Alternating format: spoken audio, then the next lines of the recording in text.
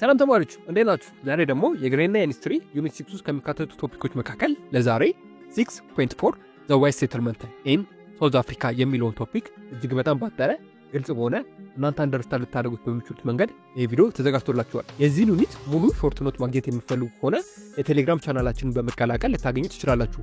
የቴሌግራም ቻናላችንን ሊንክ ዲስክሪፕሽን ላይ እናስቀምጥላችኋለን ወይም የኮሜንት የመጀመሪያው ሳጥን ላይ የምናስቀምጥላችሁ ነው። መልካም ጥናት ይሁንላችሁ።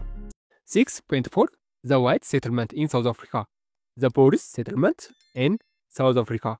In 1652, the Dutch Trading Company established a permanent settlement on the southern shores of South Africa to regulate the trade with the Khoisan. Especially በ1652 የደች ትሬዲንግ ካምፓኒ ወደ ሳውዝ አፍሪካ መጥቶ ነበር። ማለትም ደቾች በዛ ጊዜ ሳውዝ አፍሪካ ውስጥ ይኖሩ ከነበሩ ኮይሻን ከሚባሉ ሶሳይቲዎች ጋር የንግድ ልውውጥ ያደርጉ ነበር። በዚህም የተነሳ የንግድ ልውውጣቸውን በደንብ አድርጎ ለማሳደግ ከምንም በላይ ደግሞ ይህን ንግድ ዓለም ይህን ትሬድ ኮንትሮል ለማድረግ ሲሉ ወደ ሳውዝ አፍሪካ መጥቶ ነበር። ስፔሻሊ በደቡብ አፍሪካ አሊያም በሳውዝ አፍሪካ የተወሰነ ትንሽዬ ቦታ ላይ ቋሚ የሆነ ካምፓኒ ሰርቶ ነበር። እዛ ቦታ ላይም የተለያዩ የደቾች ወታደሮች እንዲሁም ሰራተኞች በሳውዝ አፍሪካ ኮስት አካባቢ አሊያም በደቡብ አፍሪካ የባህር ዳርቻው አካባቢ ሴትልመንት አድርጎ ነበር አሊያም እዛ ቦታ ላይ ሰፍሮ ነበር። የሰፈሩበት ምክንያት ስፔሻሊ ዋናው ምክንያት የንግዱን አሊያም ትሬዱን ከኮይሻን ጋር የሚደረገውን ሙሉ ለሙሉ ኮንትሮል ለማድረግ ሲሉ ነበር ወደ ሳውዝ አፍሪካ ካምፓኒ ገንብተው የመጡት ማለት ነው። ኢን 1657 ባን ሬቢክ the company commander released some of the soldiers from contract and allowed them to set up their own business as Boris farmer. Especially በዛ ጊዜ ሳውዝ አፍሪካ ውስጥ የሚገኘውን ካምፓኒ ሙሉ ለሙሉ ያስተዳድረው የነበረው አሊያም ይመራው የነበረው ሰው ባን ሬቢክ ተብሎ ይጠራል። ባን ሬቢክ ማለት የደች ሰው ሲሆን ስፔሻሊ ሳውዝ አፍሪካ ላይ ያለውን ዓለም በሳውዝ አፍሪካ የገነቡትን ትንሽዬ ካምፓኒ እሱ ነበር ኮንትሮል የሚያደርገው። ይሄ ግለሰብ ስፔሻሊ ለተወሰኑ ወታደሮች እዛ ከሚሰሩ የራሳቸውን ቢዝነስ እንዲሰሩ አለም በግላቸው ወጥተው እንዲሰሩ ፈቅዶላቸው ነበር። ስፔሻሊ እነዚህ ሰዎች ደግሞ አለም ቦሪስ ተብሎ የሚጠሩት ሰዎች ፋርመሮች አለም መሬት ወስደው ግብርና ለመስራት ነበር ሐሳባቸው። ቦሪስ የሚባሉ ሰዎች ስፔሻሊ የደች ቋንቋ ተናጋሪዎች ናቸው። እዚህ ካሁን በኋላ ቦሪስ እያልኩ የምናገር ከሆነ ደቾች እንደማለት ነው። ቦሪስ ማለት የደች ቋንቋ ተናጋሪዎችን ቦሪስ ብለን እንጠራቸዋለን። በአጭሩ ደቾች ናቸው ቦሪስ ብለን የምንጠራቸው ማለት ነው። ስለዚህ ባን ሬቢክ የተወሰኑ ሰዎች የራሳቸውን ቢዝነስ ኦን እንዲያደርጉ እንዲሁም የራሳቸውን ስራ እንዲሰሩ ፈቅዶላቸው ነበር። እነዚህ ሰዎች ደግሞ ሊሰሩ ያሰቡት ግብርና ነበር። ስፔሻሊ ደግሞ እንደምታውቁት አንድ ሰው ገበሬ ነኝ ካለ የሚያርስበት ቦታ ስፔሻሊ ደግሞ መሬት ያስፈልገዋል። ስለዚህ እነዚህ ሰዎች አለም ቦሪስ ብለን የምንጠራቸው ሰዎች ሴትልመንት ኦን ኮይሻን ግራዚንግ ላንድ ዳይሬክትሊ ሊድ ቱ ዘ ፈርስት ኮይደች ዋር ኢን 1659። በተለይም እነዚህ ሰዎች የራሳቸውን ስራ እንዲሰሩ ከተፈቀደላቸው በኋላ በተለይም ወደ ሳውዝ አፍሪካ ወደ ውስጠኛው ክፍል በመግባት ስፔሻሊ ደግሞ ኮይሻን ሶሳይቲዎች የሚኖሩበትን ቦታ አሊያም እነሱ የሚሰሩበትን መሬት እየወረሩ መምጣት ጀመሩ። በዚህ ጊዜ ነበር የመጀመሪያው የሆነው ኮይ ደች ዋር የተጀመረው ማለት ነው። በተለይም ይህ ጦርነት አሊያም የመጀመሪያው ጦርነት ኮይ ደች ዋር ተብሎ ይጠራል። ይሄ ጦርነትም የተጀመረበት በ1659 ነበር። ለዚህ ጦርነት መነሻ አሊያም ወደ ግጭት ያስገባቸው ደቾችንና ስፔሻሊ የኮይ ሶሳይቲዎችን ደቾች የኮይ መሬትን መውረር ሲጀምሩ ነው ወደ ኮንፍሊክት አሊያም ወደ ጦርነት ሊገቡ ይቻሉት። ዙስ ኮይሻን ማኔጅድ ቱ ዩኒትል ኤንድ ድሮቭ ዘ ቦርስ ባክ ቱ ዜር ፍሮም ፖሽን ቱ ዘ ኮስት። በተለይም በዚህ ጦርነት ኮይሻኖች አንድ ላይ በመሆንና በመተባበር ቦሪሶችን አሊያም ደቾችን አሸንፈዋቸው ወደ መጡበት ኮስት አሊያም መጀመሪያ ወደ ነበሩበት የሳውዝ አፍሪካ የባህር ዳርቻ ድጋሜ መልሷቸው ነበር። ስለዚህ በመጀመሪያው ጦርነት ኮይሳኖች አሸንፈው ነበር ቦሮችን አለም ዳቾችን ማለት ነው።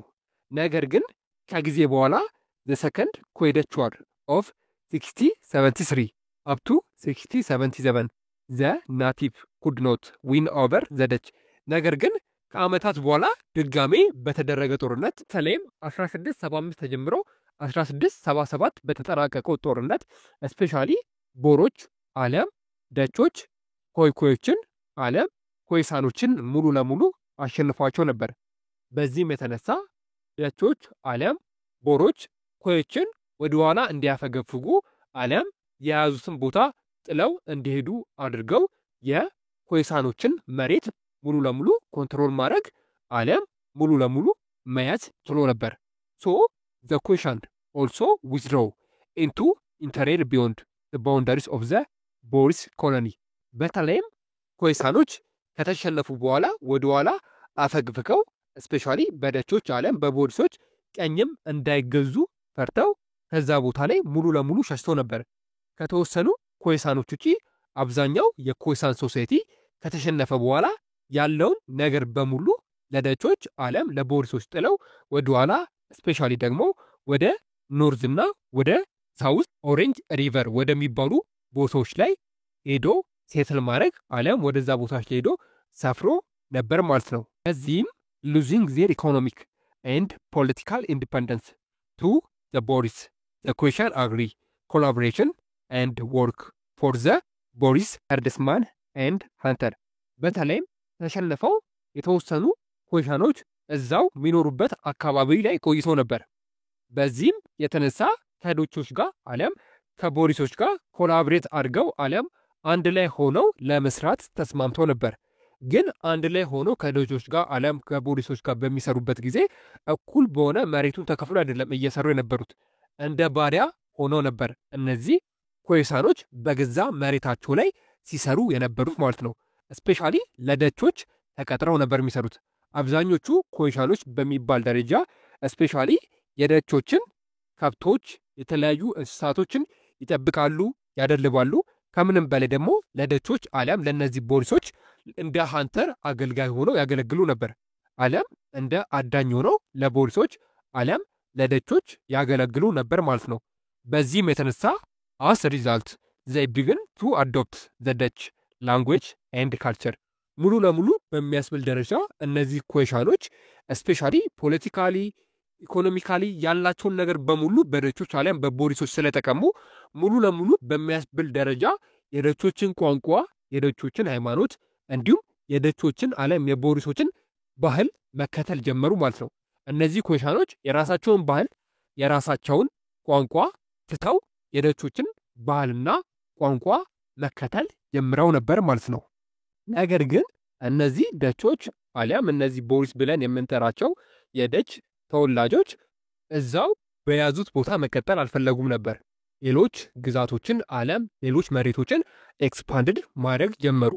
በተለይም through contact and minor conflict the first decade in 18th century በተለይም በ18ኛው ክፍለ ዘመን መጀመሪያ the Xhosa or Xhosa and Trek Boris began as the settle moved into fertile grazing land of Zurveld in the 1717 በተለይም በ1770ዎቹ አካባቢ ላይ እነዚህ ቦሪሶች ከያዙት መሬት ውጪ ሌሎች መሬቶችን እየያዙ መጥቶ ነበር።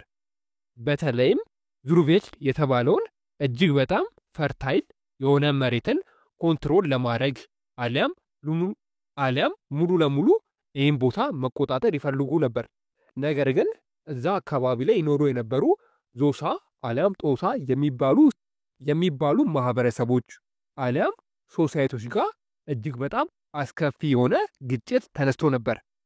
ማለትም ዘ ዞሳ ኦር ጦሳ ሶሳይቲ had more population than Khoisan and closely knit social organization በተለይም እነዚህ ዞሳ ተብለው የሚጠሩት ማህበረሰቦች ከኮይሳን ፖፑሌሽን አሊያም መጀመሪያ ላይ የዳች ተወላጆች አሊያም ቦሪሶች ካሸነፏቸው ኮይሳን ከሚባሉት ማህበረሰቦች ይልቅ እነዚህ ማህበረሰቦች በቁጥር እጅግ በጣም ብዙ ናቸው።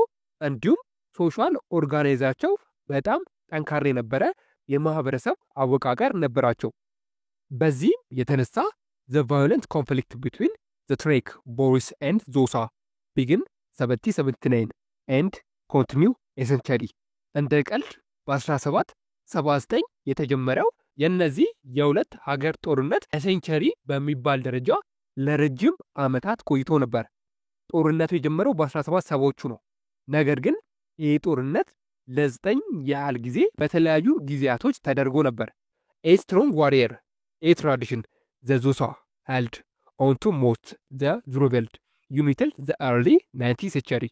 especially የዞሳ ሴቶች እጅግ በጣም ጠንካራ ስለነበሩ በህዝብ ቁጥርም በጣም እጅግ ብዙ ስለነበሩ ከዚህ በተጨማሪ ደግሞ የጦርነት ዓለም የዋር ቴክኒክ ስለሚያውቁና የጦር ልምድ በጣም ያካበቱ ሴቶች ስለነበሩ ደቾችን አሊያም ቦሪሶችን አሸንፈው ነበር።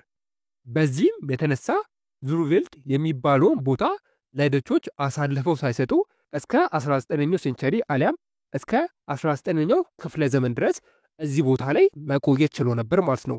ደቾች እነዚህን ሶሳይቶች ማሸነፍ አቅቷቸው ነበር።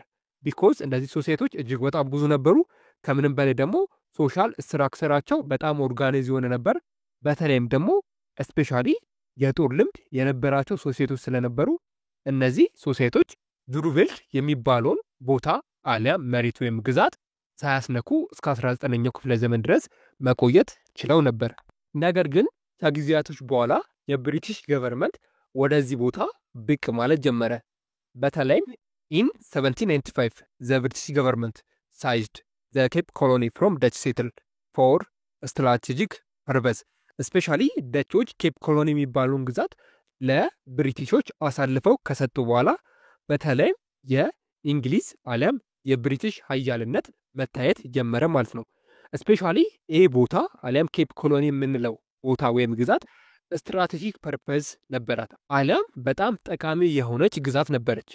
በተለይም ለምንድነው እንግሊዞች አሊያም ብሪቲሾች ወደዚህ ቦታ መምጣት የፈለጉት አሊያም ይህን ቦታ መያዝ የፈለጉት ብለን በምናይበት ጊዜ the reason for the British control of this area the British occupied in to prevent the falling to the hands of French. በተለይም ይህ ቦታ ብሪቲሾች ፈረንሳይ ቀድመው እንዳይዙት ብለው ነበር እዚህ ቦታ ላይ ቀድመው የተገኙት ማለት ነው።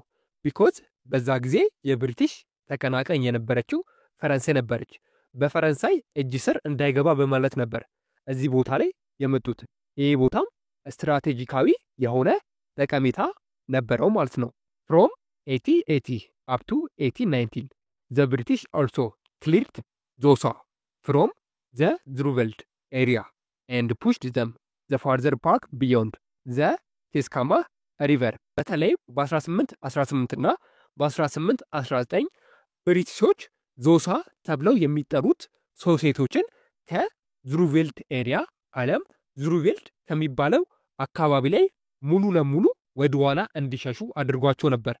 ስፔሻሊ ኪስካማ ሪቨር አለም ኪስካማ ወንዝን አቋርጠው ጭምር እንዲሄዱ አድርጎ ነበር። ዋይት ሴትለር ኢን ዘ ኒውሊ ኮንከርድ ኤሪያ ኦፍ ዘ ዞሳ ግሪው 1829 with the settlement of 500 ብሪቲሽ ኢሚግራንትስ። በተለይም ዞሳ ይህን አካባቢ ጥለው ከሄዱ በኋላ የተለያዩ የሆኑ ነጭ ሰፋሪዎች ወደ ሳውዝ አፍሪካ በመምጣት እነዚህ አካባቢ ላይ አለም ዞሳ አለቅም ብለው የነበረው ቦታ ላይ ወይም ዙርቬልድ የሚባለው አካባቢ ላይ መስፈር ችለው ነበር። በተለይም ወደ 500 የሚጠጉ የብሪቲሽ ተወላጅ ያላቸው አለም የእንግሊዝ ተወላጅ የሆኑ ሰዎች ወደዚህ ቦታ በመምጣት መኖር ጀምረው ነበር። in the Six War 1834 up to 1835 the British pushed Zosa west of Kei River.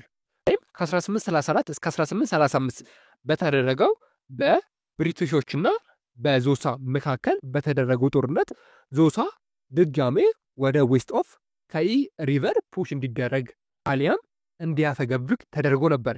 ይሄ ጦርነት ስድስተኛው ጦርነት ነበር። ቅድም እንዳልኳችሁ እዚህ አካባቢ ላይ ወደ 9 ያህል ጦርነቶች ተደርጎ ነበር። ከነዚህ ጦርነቶች መካከል ብሪቲሾች ድጋሜ ከ1834 እስከ 1835 ከዞሳ ጋር ያደረጉት ጦርነት አሊያም ውጊያ ስድስተኛው ጦርነት ነበር።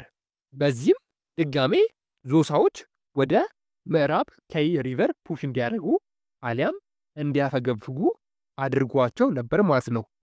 ነገር ግን ከጊዜ በኋላ ዘ ብሪቲሽ አንድድ በአግዘ ቴሪተሪ ቢትዊን ኬስካማ ኤንድ ከይ ሪቨር ቱ ዘ ዞሳ ኤንድ አቦሊሽ ስሌቨሪ ኬፕ ኮሎኒ። በተለይም ከጊዜ በኋላ የብሪቲሽ ገቨርንመንት ከዞሳ የነጠቀውን ቦታ ድጋሜ የተወሰነውን ለዞሳ ሶሳይቲዎች አሊያም ማህበረሰቦች ድጋሜ መልሶላቸው ነበር። መመለስ ብቻ ሳይሆን በተለይም ኬፕ ኮሎኒ አካባቢ አሊያም እዛ አካባቢ ብዙ የሆኑ ባሪያዎች ነበሩ፣ አሊያም የባሪያ ንግድ ነበር።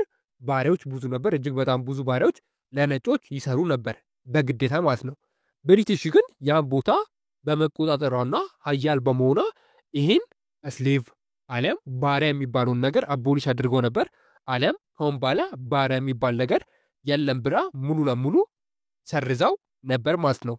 በዚህም የተነሳ ዘ ቦሪስ ኦር ደች ሁ ዩዝድ ስሌቭ ሌበር ዌር ኢኒሺየትድ ባይ ዘ ብሪቲሽ ፖሊሲ። በተለይም ይህን የብሪቲሽ አሊያም የእንግሊዝ ፖሊሲ ደቾች አሊያም ቦሪሶች በጣም አድርገው ተቃውሞት ነበር፣ አሊያም ከብሪቲሽ ጋር ተቃርኖ ውስጥ ገብቶ ነበር። ምክንያቱም የብሪቲሽ ፖሊሲ እኛን ይጎዳናል ብለው ስለሚያስቡ። በዚህም የተነሳ ዘ ቦሪስ ሌፍት ዘ ኬፕ ኤሪያ ኢን 1835 ኤንድ ሙቭድ ዘ ኖርት ኢን ዘ ዋት ኢዝ ኖ አዝ ዘ ግሬት ትሪክ ፎር ዘ ፎሎዊንግ ሪዝን። በተለይም በዚህ የተነሳ ቦሪሶች አሊያም ደቾች ከያዙት ቦታ ከሳውዝ አፍሪካ በመልቀቅ በተለይም ወደ ኖርዝ አሊያም ወደ ሰሜን በኩል ሙቭ አድርጎ ነበር አሊያም ሄዶ ነበር። ስፔሻሊ ደግሞ የሄዱበት አሊያም የሚኖሩበትን ቦታ ትተው የሄዱበት ሁለት ዋነኛ ምክንያቶች አሉ። እነዚህ ምክንያቶች የመጀመሪያውና አንደኛው ነገር አሴ ሪያክሽን ቱ ዘ ላው ዘ ጌቭ ናቲቭ አፍሪካ ኤንድ ዘ ከለርድ ፍሪደም። እንዴት አፍሪካውያን ጥቁር ሆነው ነፃነት ይሰጣቸዋል አሊያም የብሪቲሽን ፖሊሲ በመቃወም ነበር ከዛ ቦታ ሄዱት። ምክንያቱም ብሪቲሾች አቦሊሽ ስሌቨሪ ያድርገዋል፣ ከአሁን በኋላ ስሌቭ የለውም ብሏል። ስለዚህ ጥቁሮች ስሌቭ አይሆንም ማለት ነው። ስለዚህ እንዴት ይሄ ይሆናል ብለው ነበር አንደኛው ምክንያታቸው ከዛ አካባቢ የመሄዳቸው ምክንያት ማለት ነው። ሁለተኛው ደግሞ አስ ኤ ሳይን ኦፍ ኦፖዚሽን ቱ ዘ ኒው አይዲያ ኢኳሊቲ ቢትዊን ብላክ ኤንድ ዋይት። ሁለተኛው ምክንያት ደግሞ እንዴት ጥቁርና ነጭ እኩል መብት ይኖረዋል አሊያም እኩል የሆነ ኢኳሊቲ ይኖረዋል፣ ይሄ ሀሳብ መጥፎ ነው በማለት ነበር ከዛ አካባቢ ሙሉ ለሙሉ ለቀው የሄዱት ማለት ነው። የዛሬው ቶፒክ ረጅም እንደሆነ እናውቃለን፣ ግን ጥያቄ ሀሳብ ካላችሁ ኮሜንት ላይ አስሩልን። ኔክስት በሌላ ቪዲዮ እንገናኛለን። እስከዛው ድረስ ግን መልካም ትምህርት ይሁንላችሁ።